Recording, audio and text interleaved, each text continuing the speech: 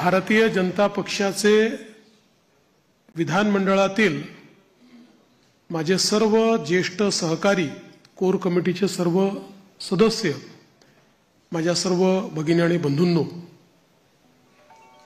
सर्वप्रथम आपल्या सर्वांचे मी आभार मानतो की आपण एकमताने या ठिकाणी विधिमंडळ गटाचा नेता म्हणून माझी निवड केली आणि ही निवड प्रक्रिया करण्याकरता या ठिकाणी आलेले माननीय रुपाणीजी आणि माननीय निर्मला सीतारमणजी यांचे देखील अतिशय मनापासून मी आभार मानतो। खरं म्हणजे आपल्या सर्वांना याची कल्पना आहे की यावेळची निवडणूक एक अतिशय ऐतिहासिक अशा प्रकारची निवडणूक राहिली आहे आणि या निवडणुकीचं विश्लेषण करायचं झालं तर मी असं म्हणेन की या निवडणुकीने एक गोष्ट आपल्या समोर निश्चितपणे ठेवली आहे, ती म्हणजे एक है तो सेफ है आणि मोदी है तो मुमकिन है।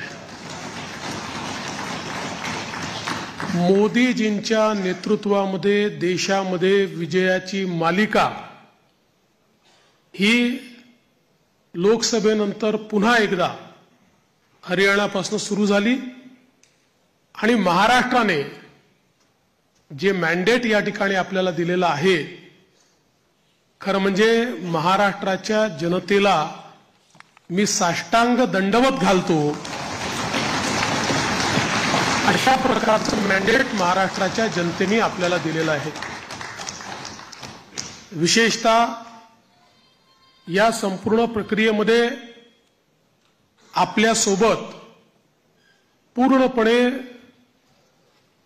तनमनाने या ठिकाणी असलेले महाराष्ट्राचे मुख्यमंत्री माननीय एकनाथराव शिंदेजी आणि महाराष्ट्राचे उपमुख्यमंत्री सन्माननीय अजितदादा पवारजी यांचे देखील मी अतिशय मनापासून आभार मानतो आणि तद्वतच आमचे आरपीआयचे नेते रामदास आठवलेजी आणि आमच्या सगळ्या मित्रपक्षांचे देखील मनापासून आभार मानतो। खरं म्हणजे अतिशय महत्त्वाचं अशा प्रकारचे वर्ष आहे। एकीकडे आपण सगळे लोक ज्या प्रक्रियेतनं निवडून येतो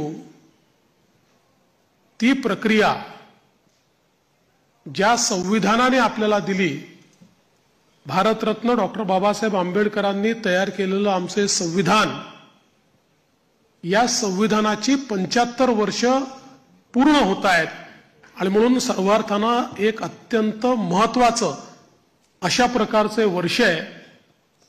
कारण आपल्याला कल्पना आहे की देशाचे प्रधानमंत्री माननीय मोदीजी हे देखील नेहमी सांगतात की कुठल्याही ग्रंथापेक्षा, धर्मग्रंथापेक्षा माझ्याकरता भारताचं संविधान सगळ्यात महत्त्वाचं आहे आणि एक असं संविधान की ज्या संविधानाने प्रत्येक भारतीयाला जगण्याचा, मोठं होण्याचा, समृद्ध होण्याचा अधिकार दिला आणि भारताला जगातले एक उत्तम राष्ट्र म्हणून प्रस्थापित करण्याचं काम केलं। अशा या संविधानाच्या 75 वर्ष पूर्ण होणाऱ्या अमृत महोत्सवी वर्षात पुन्हा एकदा या ठिकाणी आपण सरकार स्थापन करतोय।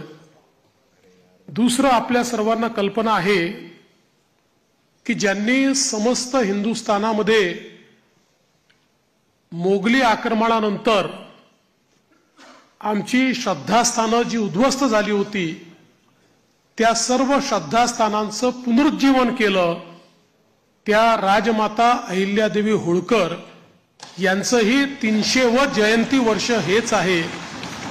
त्यामुळे मला असं वाटतं की ही देखील एक अत्यंत महत्त्वाची गोष्ट आहे। त्यासोबत ज्यांनी इंग्रजांच्या विरुद्ध जल, जमीन आणि जंगल वाचवण्याचा लढा उभारला आणि खऱ्या अर्थानं इंग्रजांना सळो की पळो करून सोडलं ते भगवान बिरसा मुंडा यांचीही 125वी जयंतीचं हे वर्ष या ठिकाणी आपण साजरं करतोय। आणि अर्थातच आपल्या सर्वांचे लाडके नेते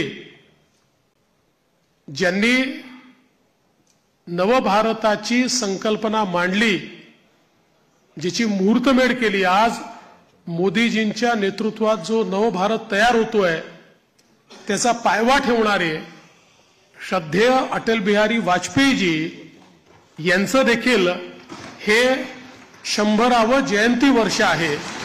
त्यामुळे अशा या अत्यंत महत्त्वपूर्ण वर्षामध्ये महाराष्ट्राच्या जनतेने ही सगळी जबाबदारी आज महायुतीवर या ठिकाणी सोपवलेली आहे। खरं म्हणजे इतका मोठा जनादेश हा आपल्याला या ठिकाणी जनतेने दिलेला आहे की या जनादेशातून मी एवढंच म्हणेन की आनंद आहे, पण त्याहीपेक्षा जबाबदारी आपली वाढलेली आहे। प्रचंड मोठी जबाबदारीची जाणीव करून देणारा अशा प्रकारचा जनादेश हा जनतेने आपल्याला दिलेला आहे। आणि विशेषतः आपल्या लाडक्या बहिणी असतील, आपले लाडके भाऊ असतील, आपले लाडके शेतकरी असतील, आपले लाडके युवा असतील, या सगळ्यांनी आणि समाजातल्या दलित, वंचित, ओबीसी, आदिवासी सगळ्यांनी जो जनादेश आपल्याला दिलेला आहे त्या जनादेशाचा सन्मान राखण्याचं काम हे आपल्याला करावं लागणार आहे। आणि म्हणून निश्चितपणे आपली प्राथमिकता आपण सुरू केलेल्या योजना आणि आपण दिलेली आश्वासनं ही पूर्ण करणं याच्याकडे आपली प्राथमिकता तर असेलच, पण त्यासोबत महाराष्ट्राला पुढे नेण्याकरता, महाराष्ट्राला सर्व आघाड्यांवर पहिल्या क्रमांकावर आणण्याकरता आपल्या सर्वांना या ठिकाणी सातत्याने कार्यरत राहायचं आहे। आपल्याला कल्पना आहे की 2019 साली देखील जनतेचा कौल आपल्याला मिळाला होता। दुर्दैवाने जनतेचा जो कौल होता तो हिसकावून घेण्यात आला आणि जनतेसोबत एक प्रकारे बेईमानी त्या काळामध्ये झाली। मी काही त्या इतिहासामध्ये जाऊ इच्छित नाही, एक नवीन सुरुवात आपण करतोय, पण या गोष्टीचा निश्चित उल्लेख करेन की सुरुवातीच्या 2.5 वर्षामध्ये ज्या प्रकारे वेगवेगळ्या पद्धतीनं आपल्याला त्रास देण्यात आला, आपल्या आमदारांना त्रास देण्यात आला, नेत्यांना त्रास देण्यात आला, अशाही परिस्थितीमध्ये मला या गोष्टीचा अभिमान आहे की 2.5 वर्षात एकही आमदार आपल्याला सोडून गेला नाही। सगळे आमदार, सगळे नेते संघर्ष करत होते आणि त्या संघर्षामुळेच 2022 साली पुन्हा आपलं सरकार तयार झालं आणि त्यातूनच आज पुन्हा एकदा पूर्ण बहुमत आपल्या महायुतीला, प्रचंड बहुमत हे महायुतीला मिळालं आणि आपल्या भारतीय जनता पक्षाला 132 आणि आपल्या मित्रांसोबत 137 जागा, एक प्रकारचा इतिहास या महाराष्ट्रामध्ये लिहिला गेला। हा इतिहास मला असं वाटतं की अभूतपूर्व अशा प्रकारचा आहे। या निमित्ताने देशाचे प्रधानमंत्री माननीय मोदीजींचे मी मनापासून आभार मानेन की माझ्यासारख्या बूथचा कार्यकर्ता म्हणून ज्याने काम चालू केलंय, वॉर्डाचा अध्यक्ष म्हणून काम चालू केलंय, अशा एका कार्यकर्त्याला या सर्वोच्च पदापर्यंत 3 वेळा माननीय मोदीजींनी या ठिकाणी बसवलं। अर्थात त्यातला एकदा 72 तासाकरताच होतो, पण तरी देखील टेक्निकली होतो। त्याच्यामुळे 3 वेळा मला महाराष्ट्राच्या मुख्यमंत्री पदावर बसण्याचा मान सन्मान त्यांनी दिला। हा पक्ष ज्या प्रकारे त्यांच्या नेतृत्वात मोठा झाला, त्यातूनच सामान्य कार्यकर्त्यांना वेगवेगळी त्या ठिकाणी पदं मिळाली, चांगली पदं मिळाली, आपल्याला काम करण्याची संधी मिळाली. म्हणून मी आदरणीय मोदीजींचं मनापासून या ठिकाणी त्यांचे आभार मानतो. पक्षाचे राष्ट्रीय अध्यक्ष आदरणीय JP नड्डा साहेब यांचे देखील अतिशय मनापासून आभार मानतो. आणि त्याचसोबत ज्यांनी या संपूर्ण निवडणुकीमध्ये अतिशय ताकदीनं महाराष्ट्रामध्ये आपल्यासोबत तळ ठोकून कार्यकर्त्यांमध्ये ऊर्जा निर्माण केली आणि या निवडणुकीत अत्यंत ताकद आपल्या सर्वांना दिली, ते देशाचे गृहमंत्री माननीय अमितभाई शहा यांचे देखील आभार मानतो. आणि भारतीय जनता पक्षाचं जे शीर्षस्थ नेतृत्व आहे त्या सगळ्या नेत्यांचे या ठिकाणी अतिशय मनापासून मी आभार मानतो. आणि विशेषतः वेगवेगळे राज्यातल्या ज्या कार्यकर्त्यांनी नेत्यांनी आपल्याला मदत केली त्यांचे देखील मी अतिशय मनापासून आभार मानतो. महाराष्ट्रातली सगळी टीम तर आपले प्रदेशाध्यक्ष बावनकुळेजी यांच्या नेतृत्वात महाराष्ट्र भाजप हा पूर्ण ताकदीने या ठिकाणी मैदानामध्ये होता आणि त्यामुळेच हा विजय आपल्याला या ठिकाणी मिळालेला आहे. त्याबद्दल भारतीय जनता पक्ष महाराष्ट्राच्या संपूर्ण टीमचं मी मनापासून अभिनंदन करतो, आभार मानतो. आणि अर्थातच तुम्ही सगळे लोक आहात म्हणून मी इथे आहे. तुम्ही नसतात तर मी इथे नसतो. त्याच्यामुळे तुमचे सगळ्यांचे मनपूर्वक आभार मानत असताना पुढची वाट ही आपल्याला अपेक्षा पूर्ण करण्याकरता संघर्षाची आहे. आपल्याला अपेक्षा पूर्ण करायच्या आहेत. त्यामुळे आपल्याला सगळ्यांना आपलं महायुतीचं सरकार आहे, या सरकारमध्ये एक दिलाने आपल्या सगळ्या मित्रांना सोबत घेऊन आणि प्रसंगी जेव्हा इतकं मोठं मॅन्डेट असतं त्यावेळी सगळ्या गोष्टी सगळ्यांच्या मनाच्या आपल्याला पूर्ण करता येत नाहीत. पण आपण एक लार्जर, एक मोठा अशा प्रकारचा विचार घेऊन, एक लार्जर गोल घेऊन आपण राजकारणामध्ये आलेलो आहोत. केवळ पदांकरता, केवळ आपल्याला कोणीतरी मोठं करावं याकरता आपण राजकारणात आलेले नाही आहोत.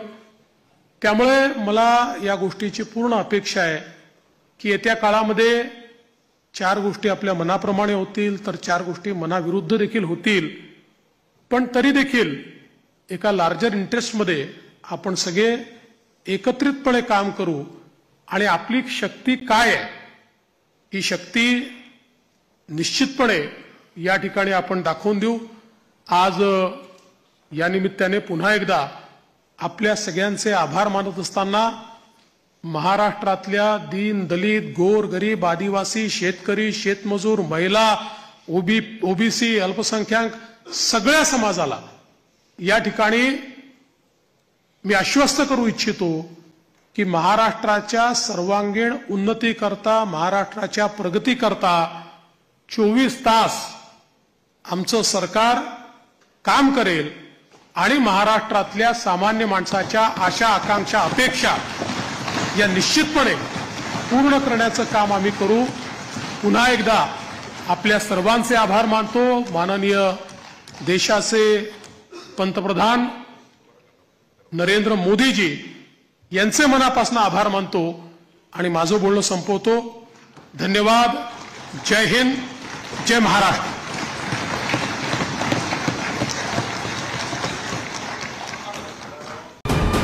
वीके न्यूज, राष्ट्र के नाम.